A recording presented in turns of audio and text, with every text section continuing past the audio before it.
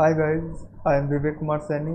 I have done my BTech from IIT Guwahati, and today I am going to start a new series that is Geography Optional. In this series we will study about the course, we will study its course material. It will be based on the syllabus prescribed by UPSC.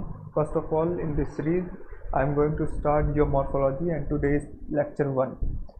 So in this lecture I am going to teach you the nature of geomorphology. It will constitute definition, subject matter constituents, relationship with other subjects, and SWOC analysis, that is strength, weakness, opportunity and challenges. So in definition, it is not necessary that you should remember all these definitions, but you should remember the basics one, that what is geomorphology, what we read in it. These all we will study in it. Okay, so we will see. First of all, we will understand what is geomorphology. You have seen so many landforms on earth, like this is our earth, and there are some mountains, there are some plateaus, okay, there are some plain areas, there is ocean basins and many landforms, they are numerous. So हम अभी देख के क्या करते हैं कि उनको ऐसे कि यार पहाड़ है, पहाड़ी इलाका है, यार प्लेट्यू है, ऐसा बोल देते हैं. But in this geomorphology we will study about the science of these landforms. Okay, so पहले बात तो हम इसको ना संधि विच्छेद कर देते हैं जियोमॉर्फोलॉजी का. जियो, मॉर्फ और logy is nothing but science. Morph is form and geo, it is only our cute lovely earth. It is derived from 3 Greek word, that is ge, the earth, morph, form, and logos, that is discourse. So geomorphology is nothing but a discourse on land earth forms. तो ये discourse on earth form का क्या मतलब है? अर्थ form अलग अलग तरीके की होती हैं, इनमें वेरिएशन, इनमें चेंजेस, इनमें अलग अलग फॉर्म्स, ये सब आता है डिस्कोर्स के अंदर. ठीक है, now we will move forward to definition. देखो, लाखों डेफिनेशन मिल चुकी हैं जियोमॉर्फोलॉजी में, but we will study only few जो कि हमारे कोर्स से रिलेटेड है. ठीक है, तो एक बंदा था वॉरकेस्टर, 1949 में उसने जियोमॉर्फोलॉजी को क्या कहा? He said geomorphology is the interpretative description of the relief features of the earth. मतलब कि it is not about what is how these landforms relief features are made. It is only description. He talks about graphy. ठीक है, and relief features. He talks only about the relief feature constitutes of height. ठीक है, slope, this are comes under relief feature. Then after some years, Bloom, a geomorphologist, came. He said geomorphology is nothing but it is systematic description. He also talks about this description, okay, and analysis of landscapes and the processes that change them. ठीक है, हमने describe कर दिया landscapes को, हमारे सामने पूरा landscape है, हमने उसको डिस्क्राइब कर दिया, हमने उसको एनालाइज कर लिया, और उसने जो है इसमें एक इम्पॉर्टेंट चीज़ इंक्लूड कर दी जो है प्रोसेसेस. तो इसने कहीं ना कहीं साइंस की बात की है, क्योंकि processes, like he wanted to know what is the science behind this mountain, how they have developed. तो ये, पर हम हैं यूपीएससी वाले, हम ऐसा तो है नहीं कि किसी एक जियोमॉर्फोलॉजिस्ट या जियोलॉजिस्ट की बात मान लेंगे, नहीं, हम एक कॉमन म्यूचुअल चीज़ निकालेंगे. तो हमारे हिसाब से क्या है, जो अभी ज्योग्राफी में प्रेवलेंट है, उसमें जियोमॉर्फोलॉजी कुछ नहीं है, बस एक साइंस ऑफ लैंडफॉर्म्स है। लैंडफॉर्म्स कौन से? जो अर्थ सरफेस पे प्रेजेंट है। It is simply geomorphology is science of landforms present on earth surface. ठीक है, अब हम इसमें आगे बढ़ते हैं। सब्जेक्ट मैटर कॉन्स्टिट्यूएंट्स, इसमें हम बात करेंगे structure, process, systematic analysis and evolution of landforms. Okay, so ठीक है, आगे देखते हैं। स्ट्रक्चर, आपने एक रॉक देखी है, ठीक है, ये एक रॉक का टुकड़ा है। इसमें आप क्या पहले देखोगे कि कैसे बना हुआ है, ठीक है, केमिकल कंपोजिशन। क्या कि मतलब इसमें Na कितना है, K कितना है, सिलिका कितनी है, ये सब केमिकल कंपोजिशन देखोगे, ठीक है। फिर आप उसके बाद देखोगे ये जो केमिकल कंपोजिशन है ये कितनी हार्ड है, ठीक है। हार्ड से आप दो या तीन चीज़ का पता लगाओगे, जैसे पोरस है नहीं है, या फिर इट इज़ परमेबल और not. Then also you will focus on the color. Some of the mountains you have seen, those will be red colored mountains, black color mountains or other yellow color also. तो ये जो colour है ये किस पे depend होता है? जो उसका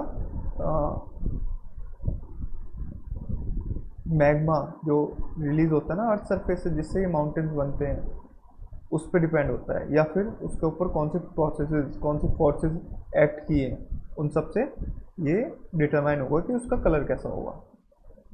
फिर उसमें फॉल्टिंग की कैपेसिटी कितनी है, फॉल्टिंग की कैपेसिटी कितनी है। केमिकल कंपोजिशन मैंने बता दिया, कलर, रिलेटिव परमेबिलिटी, पोरोसिटी, ये सब हम देखते हैं स्ट्रक्चर के अंदर। और ये सारे जो कॉन्स्टिट्यूएंट्स हैं ये किस में आते हैं? लिथोलॉजी में। फिर हम देखते हैं कि stratigraphic arrangement of rocks in structure. हम अरेंजमेंट ऑफ रॉक्स भी देखते हैं। आपने कहीं ना कहीं ये पढ़ा होगा कि like these are some alternate rock structure, ठीक है। It is hard, it is soft, it is hard, it is soft, it is hard. अगर हवा चल रही है, हवा या कोई सा भी एजेंट है, ठीक है, वो क्या करता है? इरोजन करता है। हवा चल रही है इधर से, सब पैक करा, तो ये बताओ कि हार्ड रॉक जल्दी इरोड होगी या सॉफ्ट रॉक जल्दी इरोड होगी? इट इज़ ऑब्वियस कि हार्ड रॉक देर से इरोड होगी और सॉफ्ट रॉक जल्दी इरोड हो जाएगी। कुछ देर बाद ये कुछ ऐसा बन जाएगा, ठीक है। हार्ड रॉक बहुत कमी से वो हो रही है, तो ये ऐसा बन गया, यहाँ पे गड्ढा हो गया, यहाँ पर आपका पानी भरा रहेगा या कुछ और डिपॉजिट हो जाएगा, ठीक है। तो इससे क्या पता चला कि जो लैंडफॉर्म है वो हमारे अरेंजमेंट ऑफ रॉक्स पे भी डिपेंड करते हैं। अभी हम आगे जाके पढ़ेंगे कि अरेंजमेंट ऑफ रॉक कैसे कैसे माउंटेन्स को या फिर रिवर वैली में रिजुविनेशन या फिर कोस्टल रीजन्स में अफेक्ट करती है, ठीक है। Then we have also studied about constitution and composition of rock, how the rock is constituted. आप शिवालिक्स की बात कर लें, शिवालिक्स कैसे बना है? Shivalik is not formed due to tectonic activity, it is formed due to depositional activity of river Ganga, ठीक है। पर और जो ऊपर की बात है, लाइक आप वहाँ की बात कर लीजिए, पेनिनसुलर प्लेटू की, वहाँ पे क्या होता है कि जो रॉक स्ट्रक्चर है वो कैसा है? इग्नियस होगा।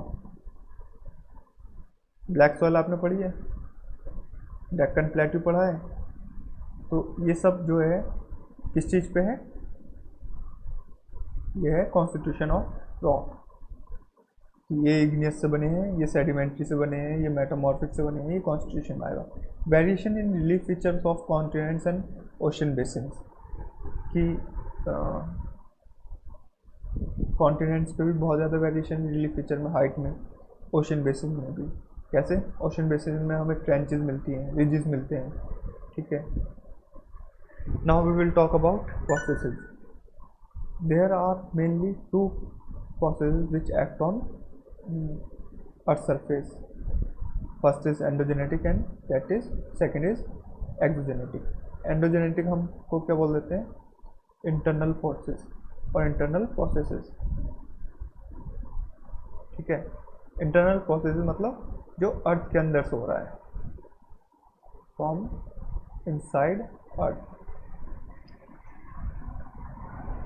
कैसे? You know, in just below earth crust there are some radioactive material in this mantle area. These give some heat so that जो थोड़ा बहुत मैग्मा है वो ऊपर आता है, वो करता है ऊपर, और वहाँ से ये दो टेक्टोनिक एक्टिविटी होती है कि movement away and movement towards. एक मूवमेंट टूवर्ड्स वाला भी होता है, उसको ऐसे समझ लो आप, ठीक है। ये मूवमेंट अवे वाला होता है वो क्या बनाता है? आपका रिफ्ट वैली जैसा कुछ एरिया। और जो मूवमेंट टूवर्ड्स वाला होता है वो कन्वर्ज करते हैं, तो वो क्या बनाता है? Mountain type. इसको हम बोलते हैं मेंटल प्लूम, ठीक है। ये सब हम पढ़ेंगे टेक्टोनिक प्लेट एक्टिविटीज़ में। दूसरा होता है exogenetic. It is also called outside या आउटसाइड प्रोसेसेस, या फिर हम बोल देंगे इन्हें एक्सटर्नल प्रोसेसेस। देखो, मेनली एंडोजेनेटिक फोर्सेस प्रोसेस क्या करता है? It will give you structure, the main body on which exogenetic forces will act. Like how? Endogenetic forces will help you building a mountain, okay. Then what will happen? River will move down from this top to bottom, but what this river will do? It will do fluvial erosion, okay. So exogenetic forces से हमारा क्या हो रहा है? इस fluvial erosion से क्या क्या बनेगा? वाटरफॉल बनेंगे, वो प्लंजेस बनेंगे, मेंडर्स बनेंगे, और बहुत सारी चीज़ें बनेंगी, ठीक है। तो ये सब क्या है? ये सब एक्सोजेनेटिक फोर्सेस है। जियोमॉर्फोलॉजी में हम प्रोसेसेस, जैसे कि ब्लूम ने 1992 में कहा था कि ये डिस्क्रिप्शन तो है but it is also what is it also includes processes, कि कौन कौन से प्रोसेसेस उस पर एक्ट कर रहे हैं। Now systematic analysis of landform. Analysis किसी भी चीज़ का हम जब जांच पड़ताल करते हैं कि यार क्या सही है क्या गलत, उसको एनालिसिस बोलते हैं। तो एनालिसिस हम कैसे कर सकते हैं? Analysis can be done on the base of scale of relief. Genesis मतलब उसमें क्या क्या प्रोसेस उसके बिहाइंड है, उसका क्या कॉज है, या फिर इवोल्यूशन ऑफ लैंडफॉर्म। तो क्लासिफिकेशन कुछ ऐसा है, जेनरिक क्लासिफिकेशन हम सिंपली जो आंखों से देख के हम ऐसा बोल दें, ये पहाड़ है, ये रिज है, ये ट्रेंच है, ये प्लेट्यू है, या कुछ भी ऐसे जो बोल दें ना, वो हमारा हो जाता है जेनरिक में सिंपली ये आ जाएगा। फिर genetic based on the process और द कॉज। लाइक आपने वो देखे होंगे वालाज, देखे नहीं होंगे, सुने होंगे, अगर देखे भी ना हो तो, ठीक है। कॉलेजेस, ये सब चीज़ें हैं। सिंक होल, फिर आपने वो देखा होगा सैंड बार्स, टॉम्बोलोज। देखो ये जो हो गए कोस्टल इरोजन, कोस्टल लैंडफॉर्म हो गए, और ये वाले हो गए कास्ट लैंडफॉर्म हो गए। ऐसे ही ग्लेशियल लैंडफॉर्म है, फ्लूवियल लैंडफॉर्म है, एलियन लैंडफॉर्म है। तो हमने ये जेनेटिक क्लासिफिकेशन कैसे कैसे क्लासीफाई कर दिया, किस बेसिस पे करा? क्योंकि हमें पता है यहाँ पे जो कास्ट लैंडफॉर्म में एजेंट है वो आपका पोरस रॉक्स हैं, कार्बोनेट रॉक्स हैं, डोलोमाइट रॉक्स हैं, और जो इधर है सैंड बार्स को टॉम्बोलोस कोस्टल लैंडफॉर्म्स में जो एजेंट है वो आपका ओशियन है, वहाँ की रॉक्स हैं, कोस्टल रॉक्स हैं, ये सब है। तो हमने क्या किया, जेनेटिक क्लासिफिकेशन में हम पढ़ते हैं कि बेस्ड ऑन प्रोसेस क्रॉस। फिर हमारा तीसरा क्लासिफिकेशन है बेस्ड ऑन साइज। एक सिंपल ग्राफ समझने के लिए, this from left to right we will area is increasing from bottom to top, life span is increasing. हम छोटे से छोटा, आपने कोई पूल देखा है कैसा, ये वाला पूल नहीं, स्विमिंग पूल नहीं, कोई वाटरफॉल, ये है रिज, ठीक है, यहाँ से पानी गिर रहा है ऐसे, ठीक है, तो यहाँ पे आपका ये पूल बन गया। तो ये बहुत ही छोटे से एरिया में होगा, ठीक है, और इसको बनने के लिए ज़्यादा टाइम भी नहीं चाहिए, ज़्यादा से ज़्यादा 10 साल 15 20 100 साल मान लो, ठीक है। तो यहाँ पे बन जाएगा पूल, सबसे छोटा एरिया। देन 100 साल नदी है, सीधी बह रही है, ठीक है, पर उसका मन करा, मैं मजाक कर रहा हूँ, मन नहीं करता, ये सब फैक्टर्स होते हैं जो डिटरमाइन करते हैं इनका बिहेवियर। ये मेंडर करने लगी ऐसे, ठीक है, तो मेंडर वाला जो एरिया है, अभी तो ये इतना सही एरिया ले रहा था, अब इतना ज़्यादा एरिया ले रहा है, ठीक है, एरिया बढ़ गया। पर ये जो एक्टिविटी है रिवर की, ये ऐसा नहीं है कि ये बहुत ही जल्दी हुआ है, इसमें बहुत ज़्यादा टाइम लगा है, हज़ारों साल लग गए। तो Mendhar, then large flood plains, जो रिवर वैली का फ्लड प्लेन्स होता है उसमें आपने कितनी सैंड देखी होगी, कितनी बड़ी एरिया होती है वो, तो वो उससे बनने में मिलियंस ऑफ ईयर लगते हैं, और उसका एरिया भी बहुत ज़्यादा बड़ा होता है। फिर ड्रेनेज बेसिन, ड्रेनेज बेसिन आप समझते हैं कि जितना भी रिवर, जो रिवर है, लाइक मान लीजिए ये रिवर है, इसकी ट्रिब्यूटरीज हैं, इसकी सब ट्रिब्यूटरीज हैं, तो ये जो जितना एरिया है कवर कर रही हैं, ये सारा हो गया आपका ड्रेनेज बेसिन। तो ये उससे भी ज़्यादा टाइम में बनता है और एरिया भी इसका बहुत ज़्यादा होता है। तो कुछ तरीके से हम ऐसे भी क्लासीफाई कर सकते हैं बेस्ड ऑन देयर साइज। अब इवोल्यूशन ऑफ लैंडफॉर्म्स पढ़ते हैं। अभी हम जब अगले लेक्चर में पढ़ेंगे, अगले या कुछ और लेक्चर्स में, तो हम पढ़ेंगे इवोल्यूशन लैंडफॉर्म कैसे इवॉल्व हुए। इसमें कि पीछे ना बहुत सारी थ्योरीज हैं, पर फिर भी हमने जो मोस्ट एक्सेप्टेड थ्योरी है उसके हिसाब से क्या है, पहले ऐसा था, अर्थ थी, ठीक है, गैस बॉल थी, फिर क्या हुआ, कूल डाउन हुआ, कूल डाउन के बाद इसमें ओशन बन गए, चारों तरफ पानी पानी पानी पानी पानी पानी, ओके। फिर क्या हुआ कि इसमें जो अंदर का मेंटल प्लूम से जो मैग्मा है, लावा है, वो बाहर निकलता रहा और कुछ कॉन्टिनेंट्स बनते गए। देन कॉन्टिनेंट बने, फिर उसमें टेक्टोनिक मूवमेंट्स हुई और ये टकरा के आपके पहाड़ बन गए, ये पहाड़ बन गए, पहाड़ बने। फिर मैंने बोला ये जो मेंटल प्लूम से आपका जो मैग्मा निकला था, ये सब होता है एंडोजेनेटिक फोर्सेस की वजह से। यहाँ पे अब पहाड़ बन गया, रिलीफ आ गया, तो रिलीफ के साथ क्या होगा कि उसकी शेप बनेगी।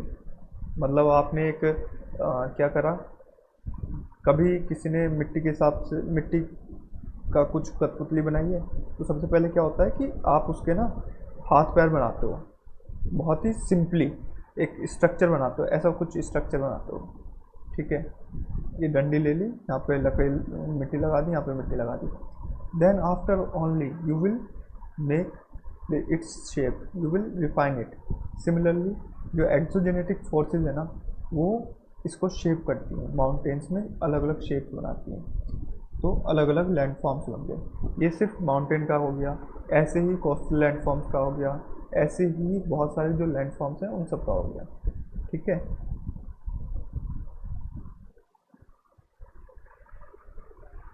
अब जियोमॉर्फोलॉजी आइसोलेशन में काम नहीं करती। जियोमॉर्फोलॉजी क्या, दूसरे कोई कोर्स भी आइसोलेशन में काम नहीं करते। तो जियोमॉर्फोलॉजी है लगभग सारे ही सब्जेक्ट से लिंक्ड है। कैसे? जियोमॉर्फोलॉजी बायोलॉजी से लिंक है, बायोलॉजी से कैसे लिंक है?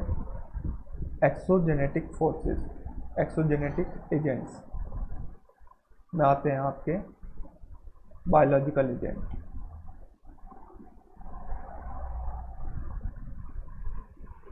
मतलब एक एग्जाम्पल के तौर पे समझो, ये चट्टान है, यहाँ पे पेड़ खड़ा है। अब पेड़ क्या कर रहा है? अपनी इसकी जो जड़ है उसके हिसाब से ये इसको पकड़ के रख रखा है, इसको चट्टान की मजबूती बना रखी है इसने। पर जब तक हमें ये नहीं पता होगा कौन सा पेड़ है, उसकी जड़ कितनी बड़ी है, या वो जो उसकी पकड़ने की क्षमता है वो कितनी है, वो कितना वाटर ले रहा है उसको, मतलब ये सब अगर हम नहीं समझेंगे तो तब तक हम कैसे समझ सकते हैं कि यहाँ पे जो इरोडिंग एजेंट है, या फिर ये जो इरोडिंग नहीं पकड़ के रखने वाली जो एजेंट है वो कितना एक्ट कर रहा है। ठीक है, तो बायोलॉजी हमारी इस तरीके से। देन हाइड्रोलॉजी आपको पता है, फ्लूवियल एजेंट, फ्लूवियल इरोजन मैंने आपको बताया। इंजीनियरिंग, इसका जितना भी एप्लीकेशन है जियोमॉर्फोलॉजी का अधिकतर इंजीनियरिंग पे बेस्ड है। जितने भी आपके हाईवेज बन रहे हैं, रेलवे का कंस्ट्रक्शन हो रहा है पहाड़ों में, ब्रिजेस बन रहे हैं, वो सब अप्लाइड जियोमॉर्फोलॉजी के बेसिस पे इंजीनियरिंग का काम है। फिर जियोलॉजी, जियोलॉजी में हम geo plus logy, what is this? Study of earth, कैसे कैसे अर्थ बनी, क्या क्या उसमें हो रहा है, कौन कौन से प्रोसेस हो रहे हैं। डीप स्टडी जब हम अर्थ की करते हैं तो हम जियोलॉजी में जाते हैं। तो जियोलॉजी भी कहीं ना कहीं जियोमॉर्फोलॉजी से लिंक है। Geophysics, this is pedology, that is study of soil. आपको पता है कि रॉक जब इरोड होगी तो क्या बनाएगी? सॉइल। जिस रॉक से ये सॉइल बनेगी लगभग वैसे ही फीचर उस सॉइल में भी होंगे। ठीक है, तो कहीं ना कहीं ये दोनों आपस में लिंक हैं। तो ऐसे हम ये नहीं कह सकते कि जियोमॉर्फोलॉजी सिर्फ हम जियोमॉर्फोलॉजी पढ़ रहे हैं, हमें लगभग और सब्जेक्ट्स की भी नॉलेज इसमें ज़रूरी है। अब हम SWOC, वही स्ट्रेंथ, वीकनेस, अपॉर्चुनिटी और चैलेंजेस की बात कर लेते हैं, जिसमें स्ट्रेंथ और अपॉर्चुनिटी क्या है। जियोमॉर्फोलॉजी मेनली साइंटिफिक है। इसमें आप जैसे ह्यूमन ज्योग्राफी में क्या होता है, उसमें साइंटिफिक जो स्टडी है वो बहुत कम है, उसमें थ्योरेटिकल है कि आपने थ्योरीज बना दी या फिर कुछ आपने एग्जामिन कर लिया कि वो बंदा ऐसा कर रहा है, उसने ऐसा दे दिया, आइडियलिज्म, ये सब जो थ्योरीज हैं ये सारी कहीं ना कहीं साइंटिफिक नहीं है, बहुत ही कम साइंटिफिक है। पर जियोमॉर्फोलॉजी में simply most of the cheese science है। दूसरा, helpful in application in disaster management, infrastructure construction, ecology maintenance, tourism sustainability and etcetera. Disaster management कैसे? लैंडस्लाइड को आप कैसे बचाओगे जब तक आपको ये नहीं पता होगा कि वहाँ पे जो रॉक है उसकी स्ट्रेंथ कितनी है। ठीक है, इंफ्रास्ट्रक्चर कैसे कंस्ट्रक्ट करोगे, ब्रिजेस कैसे बनाओगे, बिल्डिंग्स कैसे बनाओगे हिल एरियाज में या फिर प्लेन एरियाज में, जब तक हमें वहीं का यही नहीं पता होगा कि जो मान लो प्लेन एरिया भी है, अगर वो टेक्टोनिक बाउंड्री पे है तो इसका मतलब वो वहाँ पे सीस्मिक एक्टिविटी वहाँ पे ज़्यादा है। तो ये सब हमें पहले पता होना चाहिए। ये कौन बताएगा? Geomorphology. Then ecology maintenance, tourism sustainability, ये सब। फिर many specialised branches have developed in it such as experimental geomorphology, coastal geomorphology etcetera. Geomorphology बहुत छोटा सब्जेक्ट नहीं है, ये बहुत ही ब्रॉड सब्जेक्ट है। हम जब इसको आगे बढ़ेंगे इसमें आप खुद देखोगे कि कम से कम 20 से 25 लेक्चर 20-20 मिनट के इस पे बनी है। तो अभी ये तो हम ऐसे ब्रीफ में पढ़ रहे हैं, बहुत ही छोटे में, ये ओवरव्यू देख लिया, पर जब आप इसकी डीप स्टडी करते हैं तो ये अपने आप में एक अलग अलग ब्रांचेज बन जाती हैं।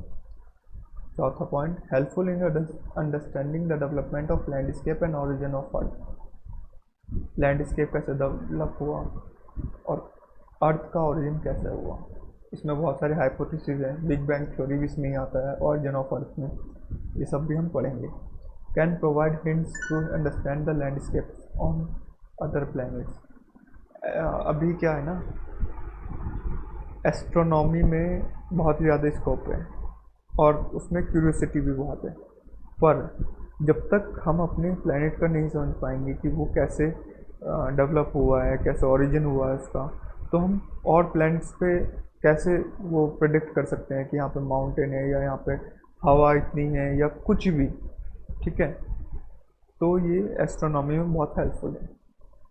अब इसकी वीकनेस क्या है? पहला कि कॉम्प्लेक्स है, मैंने आपको रिलेशन दिखाया है इसके अलग बहुत सारे सब्जेक्ट से बहुत डीप लिंक्स हैं। ये कॉम्प्लेक्सिटी ही इसको थोड़ा वीक बनाती है। कैसे? कि जो भी जियोमॉर्फोलॉजिस्ट होगा, if he have to work for some special branch, then he have to study that subject also.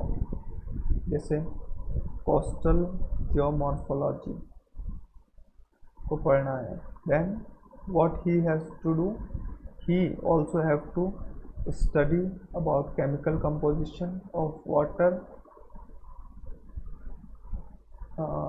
other chemistry, chemical sub sorry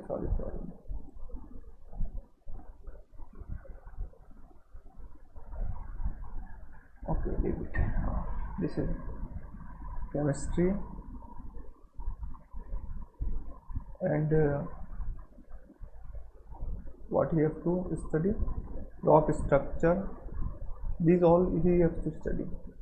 Instruments used in geomorphic analysis are costly. ये छोटे मोटे इंस्ट्रूमेंट्स हैं, ये तो कहीं भी मिल जाते हैं, ठीक है, पर जो बड़े बड़े इंस्ट्रूमेंट्स हैं जिससे आप पी वेव्स को ज़्यादा सही से एनालाइज कर पाओगे, एस वेव्स को, सीजमिक जितनी भी वेव्स हैं, या फिर आप स्लोप कितना स्लोप है ये मेज़र कर पाओगे, या फिर जहाँ पे एप्लीकेबिलिटी ऑफ जियोमॉर्फोलॉजी आएगी ना, जियोमॉर्फोलॉजी कहाँ कि पहाड़ों पे आप रोड बनाने चले गए, वहाँ पे एनालाइज कर रहे हो, तो वो जो इंस्ट्रूमेंट्स हैं वो बहुत महंगे मिलते हैं, लाखों करोड़ों में वो इंस्ट्रूमेंट आते हैं। Still many theories with limited acceptability and applicability. Theories जैसे कि WM डेविस, बहुत सही थ्योरी दी है इन्होंने, पर बात वही है कि इनके भी बहुत सारे शॉर्टकमिंग्स हैं और चैलेंजेस हैं जो कि दूसरे जियोग्राफर्स ने हाईलाइट की है, फिर उन्होंने अपनी थ्योरीज दी हैं और फिर उनमें फिर से लिमिटेड कोई एक्सेप्ट चैलेंजेस और वीकनेस हो गए। अब मिलेंगे हम अगले लेक्चर में, जहाँ पे हम कोर्स को आगे बढ़ाएंगे कोई दूसरे लेक्चर के साथ, ठीक है। मैं एक बार क्या करूँगा कि आपको पूरा ओवरव्यू दे दूँगा कैसे कैसे मैं इस कोर्स को पूरा ख़त्म करूँगा, कि पहले लेक्चर में क्या पढ़ाऊँगा। पहले लेक्चर तो ये हो गया जिसमें ओवरव्यू मैंने दे दिया, दूसरे में कि कौन सी थ्योरीज, टेक्टोनिक प्लेट्स कब पढ़ाएंगे, स्लोप डेवलपमेंट कब होगा, कोस्टल लैंडफॉर्म्स, फ्लूवियल लैंडफॉर्म्स ये कब कब होगा, ठीक है। ओके, मिलते हैं अगले लेक्चर में, तब तक रिवाइज करिए, और अगर ये आपको स्लाइड चाहिए तो आप मुझे कमेंट में बताइए और मैं एक टेलीग्राम पे ग्रुप बना के आपको ये फॉरवर्ड कर दूँगा, ठीक है। Thank you.